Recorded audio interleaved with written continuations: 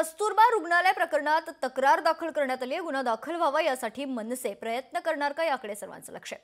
प्रबोधनकार पुस्तक वाद प्रकरणात अद्याप एनसी दाखल करण्यात आलेली आहे। व्हायरल व्हिडिओनंतर मनसेची हॉस्पिटलमध्ये धडक पाहायला मिळते। प्रशासनासोबत झालेल्या प्रकाराबाबत चर्चा झाल्याची माहिती।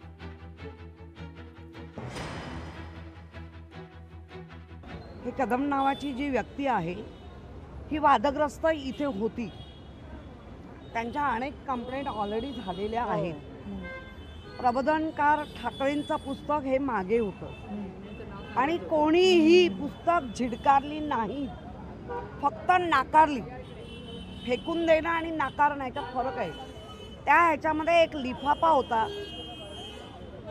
तो पडला।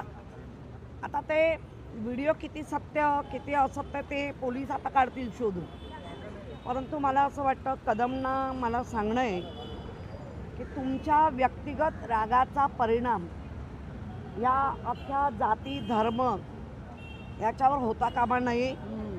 कारण हे 1925 म्हणजे देश स्वातंत्र्य होण्यापूर्वीची पुस्तकं आत्ता वाटून तुम्हाला नेमकं काय मिळवायचं आहे, याच्या मागचा आका कोण आहे, या कदमला चालवणारा आका कोण आहे, ते पोलिसांनी शोधून काढावं।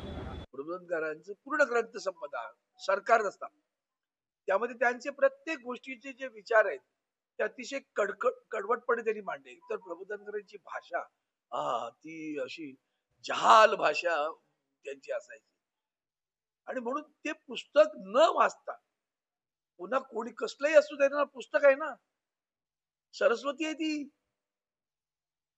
ती अशी फेकून दिली। आणि या कर्मचाऱ्यांना बुद्धी घाण असलेली माणसं आहेत, मला असं वाटतंय। बुद्धिभ्रष्ट लोकांची आहेत। अज्ञानी तो पडवावा आहे ना, का बडवावा असं वाटायला लागलं आता। ते असे लोक आपल्या महाराष्ट्रात आहेत। म्हणून काल परवाकडे सर्वोच्च न्यायालयात प्रकरण घडलं, तेही अशाच अज्ञानी लोकांकडनं घडतंय। लोकशाही मराठी ऐका, पहा, जागरूक रहा।